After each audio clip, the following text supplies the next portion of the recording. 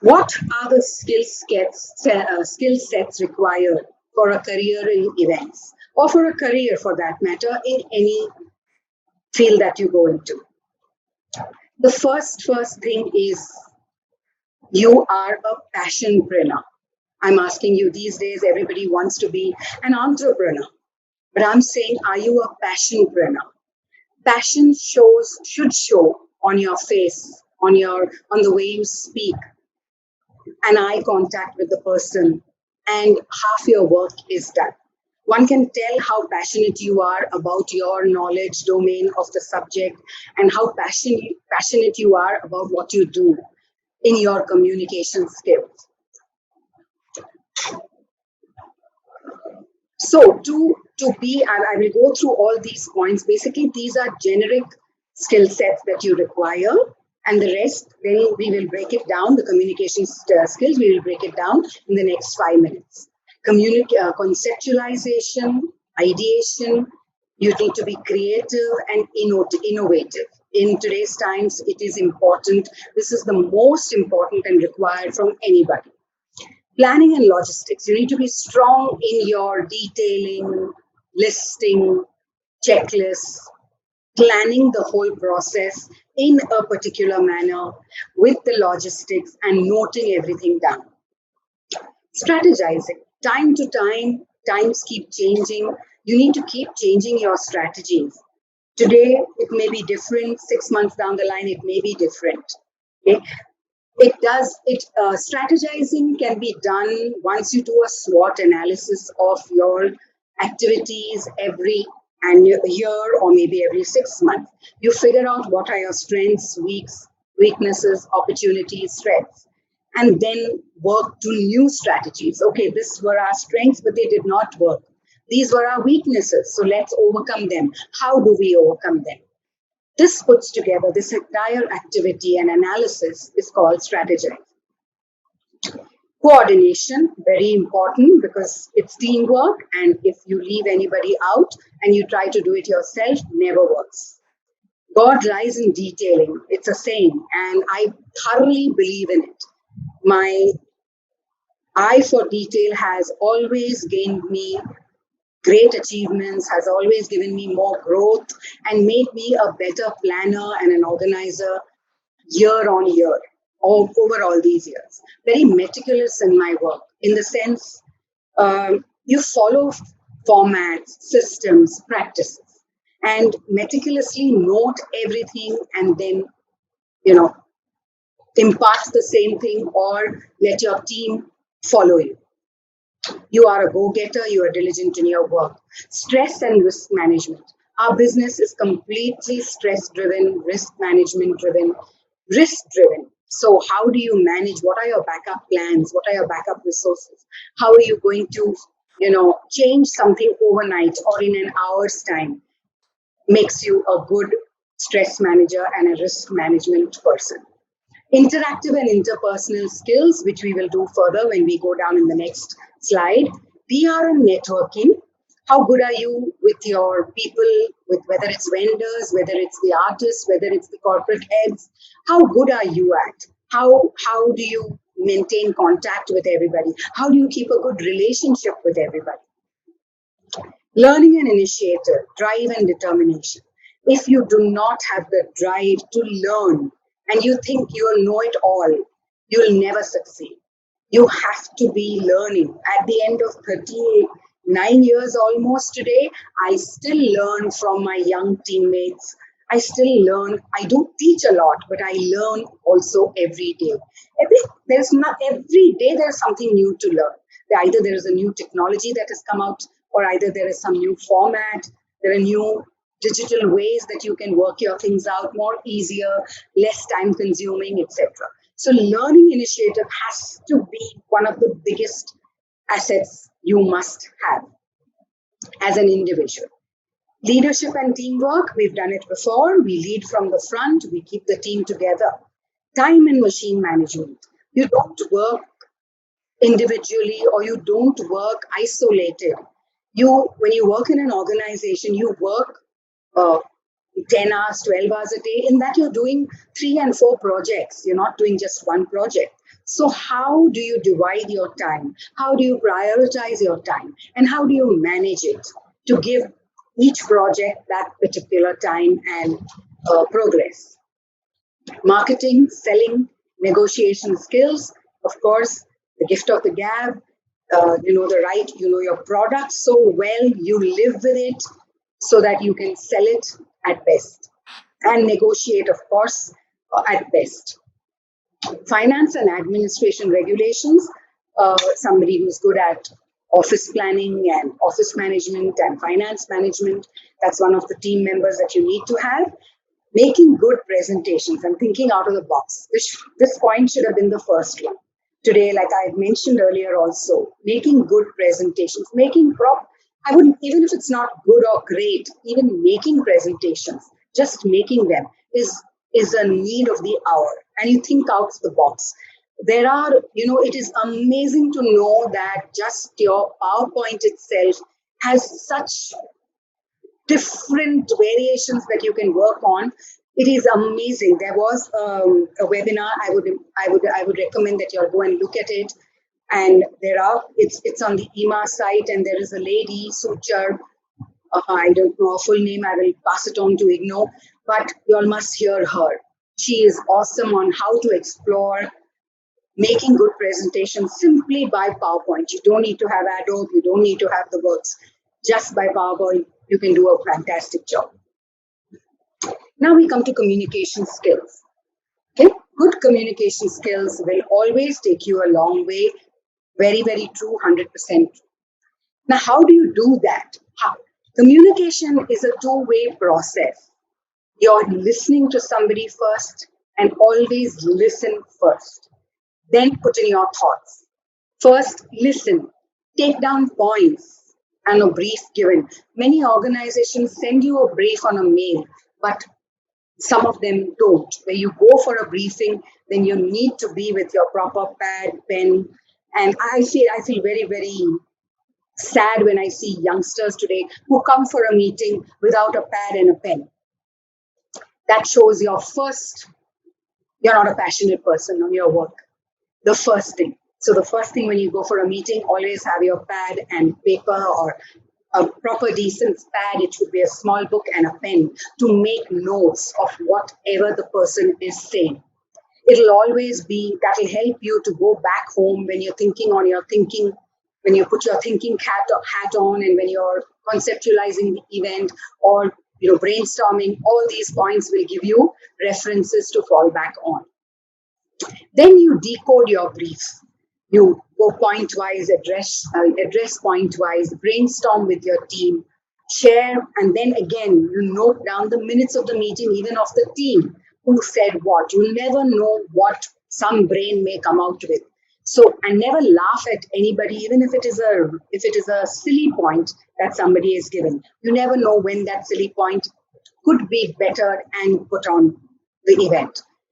Share the minutes of the meeting with your client, because that is what is important, and it's on record that you had given us this brief, and this is how we are coming back to you on this brief. Should there be any changes, you will intimate us immediately.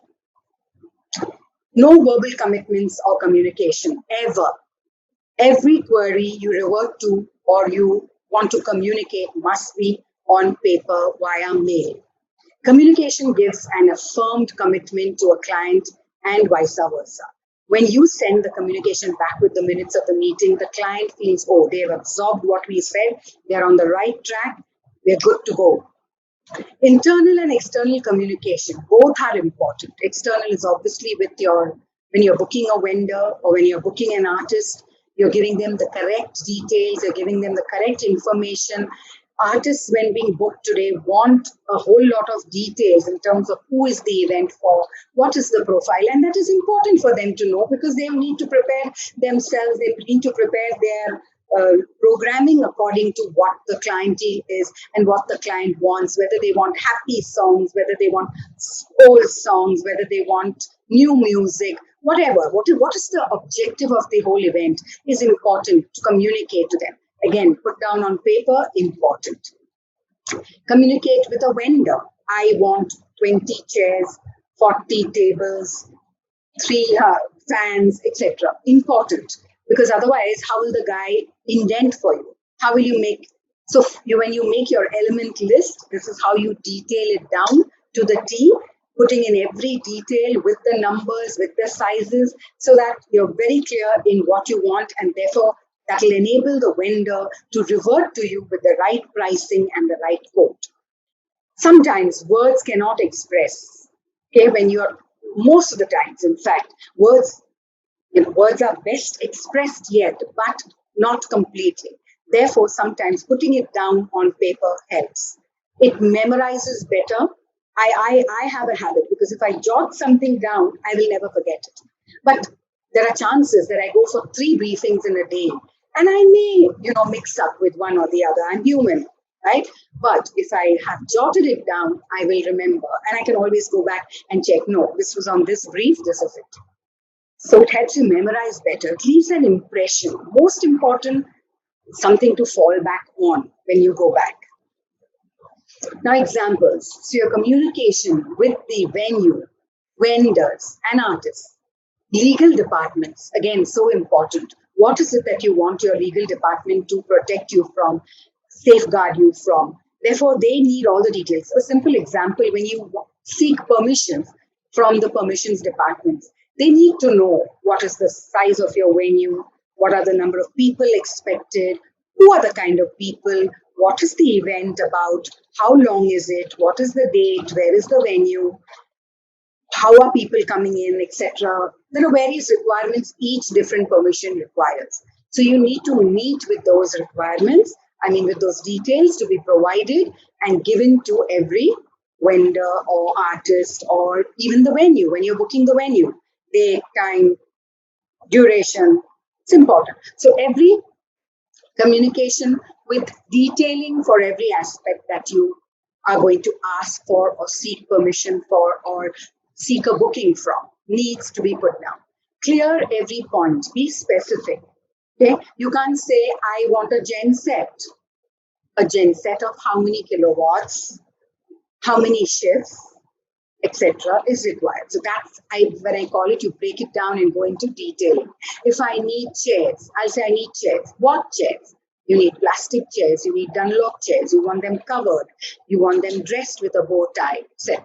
That kind of detail. Ask for clarity if not clear. Always mention down. We've been very specific.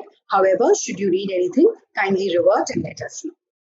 You don't get response when you write in again, but yet you have it on record.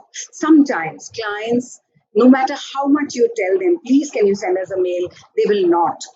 They may have their own ways of working, not the right ones, of course, or they may be very lethargic, or they may just want to escape that exercise.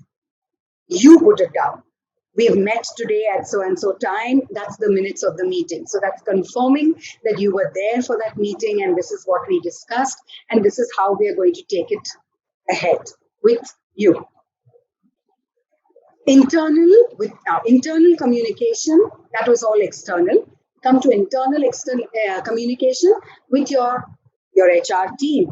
When you get your letter or when you're writing back your feedback on something, or the one is with the HR, all right. The other is with your teammates. You came from a briefing, you want to give them the same briefing and then sit and discuss each point. The next is interdepartment. The admin department may want to convey to the whole office. Offices will be closed on so and so dates, or our timings are changing, or we see that there are people coming in late and we want them to come on time, etc., etc. With your internal teammates, you may want to tell them we're meeting so and so person at so and so time. This was the brief that we've got. Now we are going back. Let's sit and brainstorm, and you prepare your points for the brainstorm meeting. That's your internal communication. Ensure you receive acknowledgement of communication. It's important, kindly acknowledge receipt of this mail. So that sometimes, mails go into spam, they go in the other trash box sometimes, or they just sit in your outbox. So it is important to check. And these days, WhatsApp is the best. I sent you a mail. Have you received it? Kindly acknowledge. Again, you have that on record. There are many times when clients go back on words because maybe they have too many things to do, so they keep forgetting, and therefore they do not revert to you, or they come simply say, we never saw your mail, we never got your mail. Now you have that on record, and you can say, mail sent to you, re-forwarding it to you. So you are safe in your communication, and you are safe in your process of work. Manage folders for each project. Very important. Every project that I do, I have a format of a sheet. It's an Excel sheet that notes all the details of the event in terms of the venue, the profile of the people, where is the event, how many people were there, who are we networking with. Networking, when I say, I mean who are my partners to the event, and then what was the revenue that I generated from that event, and what were the profits that I earned from the event. Now this becomes my folder sheet in a file, which I keep through the years to come. Because, and on an annual basis, maybe after 5 years down the line, you can change and start afresh. But this is one, keeping record of the work done, of the projects done per month. Two, it gives you a fallback on, you get another event very much on the same lines. It's a good reference to go back. Oh, this was the venue, we had this event at this point of time. This is exactly what this client wants. I think we can, take these measures. We can take these fallback reference points for this event. So, and also it becomes a record keeping habit.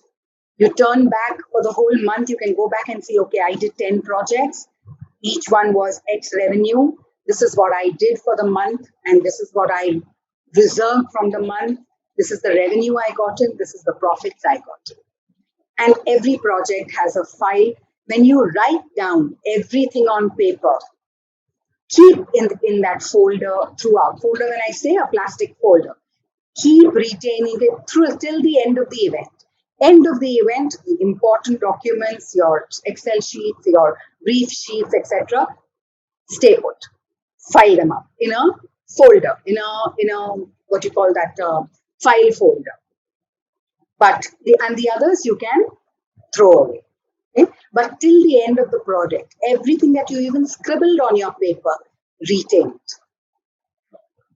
File all handwritten notes also, just in case you need it ever. A good reference folder for reinventing and saving time, etc. I just mentioned that point. You can go back after 6 months. If you've got a similar event, you go back to that, check it all out, give it a glance, and you can, refresh your memory, and everything comes back to you. Next, we come to being the other way of communication, and that is verbal communication. How do you communicate verbally is again another very, very important aspect of your personality grooming. Okay, we do groom our teammates where required as to how to, when you go to meet somebody, the handshake is the most important. Ladies reach out to a man. A man never reaches out to a lady for a handshake. A lady reaches out for a handshake to a man. And that handshake should be nice and proper and firm, not like this. Should be like this, proper, no? So your handshake, when you sit down, how do you sit? What are your first words you say? How do you introduce yourself? How clear are you? What are your facial expressions? Your smile on your face, your body language. People have different habits of, sometimes either they use the too much, or they use their hands too much, or they keep shifting body to body, side to side. All these things matter. When you sit, how do you maintain poise? Who are you facing? How are you sitting? Ladies have a manner in which they sit. Mainly, most of the times, ladies do not sit cross-legged. Sit with their legs. I cannot demonstrate that, but it depends on how you sit straight body language, your facial expressions, and how you use your hands all matter. Make that eye contact with the right people. Now, there may be 10 people sitting in the meeting. You'll soon figure out as to who is the one who is leading the meeting and the one or two influencers in the meeting. So start maintaining your eye contact. And if there are 10 people sitting across you, then make it a point that you look at the center at times, you look at the side at times, and you look at this side at times, so that you are, everybody feels you're talking to everybody. All of them are inclusive in the meeting. And of course, then your eye contact specifically with the one or two influencers and the person leading the meeting. Make that eye contact with the right people. Okay? We discussed that. Grab the attention of your listeners. Wake them up, need be. Now, very often, and this is the winning point, guys, of how you, in the first 3 to 5 minutes, how you grab the attention of your listeners. Some may come, and it happens most often. Some are just come for the meeting because bosses said, come on, sit down for the meeting. So they're there, then they're with their phone, or they're fidgeting with their pen, or they're busy, sending some message on the phone, or they're busy with other thoughts. Now it is up to you how you grab their attention. All right. So sometimes in a class, mainly when I have afternoon sessions, I find that my students are all had a nice heavy meal and then they're all kind of going to doze off. So I do a bang on exercise. Shut up, get up, everybody, shake your hands, dance a bit, shout, scream, say a big hello, various things. Now, you can't do that for meetings, of course, for corporate meetings or whatever. But the way, the language, and the first statement, your opening statement, and the way how you maintain your voice level and how you convey that first statement is the winner. That's called waking them up need be. All right. So if you find any kind of disruption or not attending it properly, you need to grab their attention by waking them up and give a nice strong statement or make some funny comment or start with a nice opening line. Start with a bang. The first 5 minutes are crucial to draw the listeners. Use simple lay language. Yeah, many people sitting in the meetings. Sometimes there are people who do not understand English well. Sometimes there are people who may not understand you speaking fast. So you need to maintain that pace as well as see how people are interacting and then make it English need be. Do a little bit of Hindi, explain it again, and keep the attention drawn towards you. The first 5 minutes are crucial. So use simple layman language. Smile, not with a grim, bored look. Always have this little smirky smile on your face. Small little, not even laughing, giggling all the time, but a smile on your face plays a big role. Pause when you're talking. Give examples. Ask questions. Have you understood? Am I clear? I mean, should I repeat what I said? If you find somebody gazing away to you and saying, okay, many a times people say, sorry, can you repeat? We didn't understand. Sure, and repeat the whole thing. Okay? But pause with it. Don't start with left, right, and go on talking. Pause with your sentences. Hold on, look at them, see if they've understood. If you have the slightest doubt, try and repeat and say it again. And ask questions all the time. I hope I'm clear and very, very positive. Not like, did you understand? Your tone, etc., has to be the correct one. Make it interactive and interesting. That is, again, how to hold attention. It adds one more point. If you make it interactive, yes, so Mr.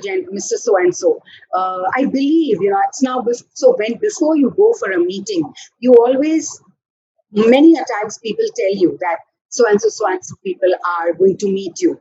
Or you can always ask in your mail, hey, when confirming, we will be so many people. May I know who will be there from your side? And so that you know who you're meeting and you have the names ready. Or when you're introduced, you keep them in your mind and you address the person with the name and say, excuse me, sir, I just wanted to ask you a question. You handle the marketing here. So how does this help? I mean, how does this help how do you market your product? What is it that you want? Specific questions to specific people. Okay. That's how you make it interactive and interesting. Then the guy too feels, okay, we are not sitting here just she's talking to the boss and we are sitting here. We are also included in the meeting. It is interesting and we can give our viewpoints. Don't eat words. Be clear and specific. Sometimes when you talk fast, you tend to eat your words. So don't eat words. Don't mince words. Be clear and specific. To the point. Again, don't do storytelling, lamba lamba. Just to the point. Be brief, precise, to the point. Don't beat around the bush. Be affirmative.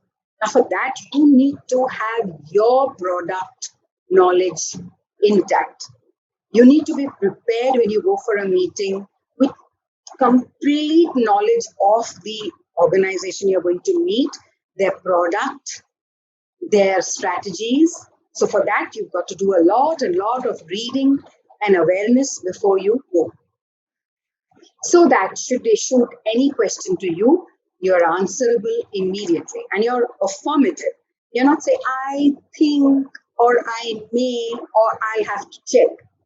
Those don't give affirmative results to the client. They don't make them feel positive that you are, you know your job well. But when you are affirmative and you say, yes, sir, this is how it is, and you answer every question back to them, they feel that they're in safe hands and they've done correct by selecting you. So being affirmative, being knowledgeable about your own product, what you're offering, and the subject that you're going to meet, the client you're going to meet. Have your content ready in front of you. So it makes sense to have bullet points on your meeting pad so that you discuss point wise and you tick off every point once you discuss it so that nothing remains. It is not good to go back to a client again and again and again asking, hey, we forgot to ask you this or whatever. So sit before the meeting with your team, make all your points up, decide who will ask what, to whom, and get all your information that you want, slightest doubts that you want in the initial meeting as much as you can.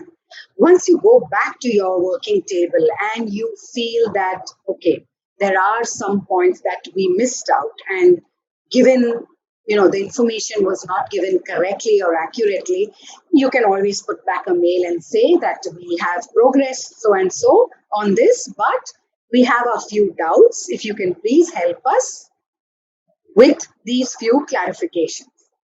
Again, on communication, so that what comes to you is proper and the right communication.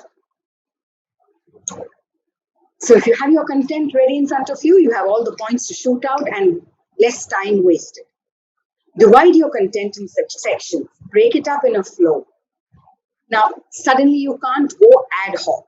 So once you get the brief from the client and you're making your notes, make your notes also in that particular flow, right in those 3 sections, wherever. When it is about the product is the first section. If it's the venue, time, place, and all, that's the second section. Third section, you do the strategies that you want to apply, the objectives that the client wants, etc. Break your content into sections. Don't go ad hoc. Suddenly you're asking something. Suddenly when the client is talking about the objective, you're asking them about the venue or something irrelevant. So if you follow a proper, and this holds good on both sides, not necessarily when you're going for a meeting. You could be the client and you could be calling an event company for the meeting, but you also need to be precise in the same manner. So communication is a two-way thing here. And I'm here, whatever I'm discussing and saying is that it holds a two-way process. And it's meant for clients to companies and event companies to clients, whichever company it may be. Not necessary event, it could be in your marketing field, in the FMCG field, it could be in the IT field, anywhere. This holds good. This communication and its skills sets hold good for any meet, any and all communication. So divide your content, break it up in a flow. It makes more sense. Again, time saving. You're not beating around the bush. You're not saying, okay, wasting time. Be precise, to the point, be sure of your knowledge content, and convey correct info correctly. Do not fumble, do not give wrong figures, numbers, do not fable. In short, don't blur, don't over exaggerate. Learn your numbers, learn your figures. It's okay to be a little underplayed rather than overplayed. I hope you guys enjoyed. I think I'm time up. I hope you all enjoyed the lecture. See you soon in my next.